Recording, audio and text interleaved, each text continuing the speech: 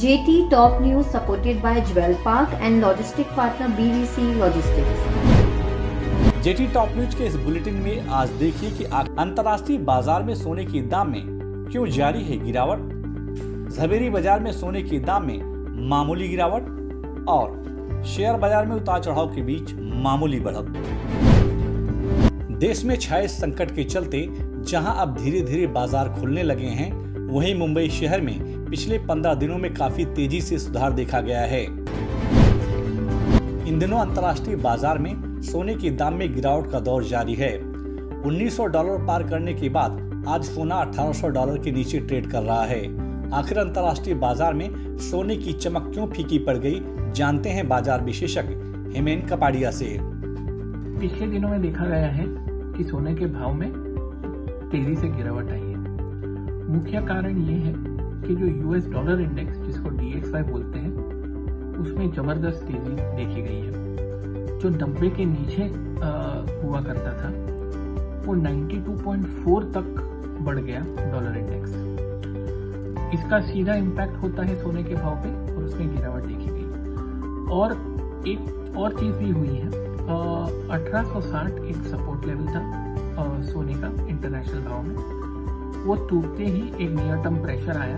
अभी 1760 का सपोर्ट है, अगर वो होल्ड करता है तो मुमकिन है कि एक छोटी रिकवरी देख सकते हैं सोने के भाव में।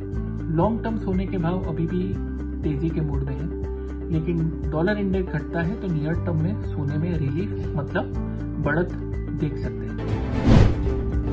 मंगलवार को अंतर्राष्ट्रीय बाजार में गोल्ड स्पॉट की कीमत में काफी उतार चढ़ाव देखा गया। दिन भर के कारोबार के दरमियान गोल्ड स्पॉट की कीमत में $5 प्रति औंस की गिरावट देखने को मिली।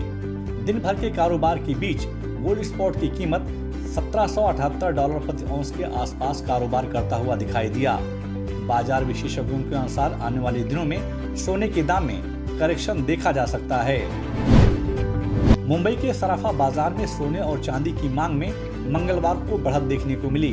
अंतर्राष्ट्रीय बाजार में सोने और चांदी में अस्थिरता के बीच मुंबई सराफा बाजार में शुद्ध सोने के दाम 24 रुपए प्रति 10 ग्राम की मामूली गिरावट के साथ 47,050 रुपए के स्तर पर कारोबार करता दिखा, जबकि शुद्ध चांदी 94 रुपए प्रति किलो की मामूली गिरावट के साथ 67,664 रुपए के स्तर पर कारोबार करता हुआ दिखाई दिया। बाजार के जानकारों के अनुसार आने वाले दिनों में सोने और चांदी के दामों में और करेक्शन देखा जा सकता है। इन दिनों गोल्ड अगेंस्ट लोन देने वाली कुछ गैर वित्तीय संस्थान के सामने NPA का संकट खड़ा हो गया है। बाजार के सूत्रों के अनुसार कुछ गैर वित्तीय संस्थान ने जब सोना 52,000 के ऊपर था, उस समय अपने बिजनेस को बढ़ाने के लिए सोने के मूल्य पर 80 से 90% लोन दे चुके हैं। लेकिन अब सोने के दाम गिरने के बाद गिरवी रखे सोने पर उन्हें अपना लोन डूबने की आशंका पैदा हो रही है। एक रिपोर्ट के अनुसार देश में सोने पर लोन देने वाली इंडस्ट्री का करीब 6 लाख करोड़ का कारोबार है। मंगलवार को मुंबई शेयर बाजार की शुरुआत सकारात्मक हुई। बाजार खुलते ही घरेलू और विदेशी संस्थागत निवेशकों ने बाजार में चौतरफा बिकवाली करनी शुरू कर दी, जिसके चलते एक बार शेयर बाजार में गिरावट का माहौल दिखाई दिया।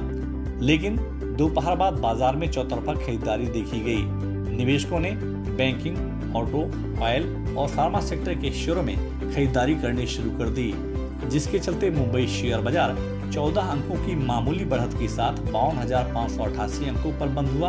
वहीं निफ्टी दिन भर के कारोबार के बीच 26 अंकों की मामूली बढ़त के साथ 15,772 अंकों पर बंद हुआ। बाजार के जानकारों के अनुसार इस सप्ताह मुंबई शेयर बाजार में बिकवाली का दबाव देखा जा सकता है। जेटी टॉप न्यूज के इस एपिसोड में बस इतना ही। आपको यह न्यूज कैसी लगी और आपके क्या सुझाव हैं, हमें कमेंट बॉक्स में जाकर शेयर जरूर करें। और अगर अभी तक आपने जेटी टॉप न्यूज को सब्सक्राइब नहीं किया तो आप तुरंत सब्सक्राइब, लाइक और शेयर जरूर करें, जिससे आप तक ज्वेलरी इंडस्ट्री की अपडेट खबरें पहुंचती रहें। JT Top News supported by Jewel Park and logistic partner BVC Logistics.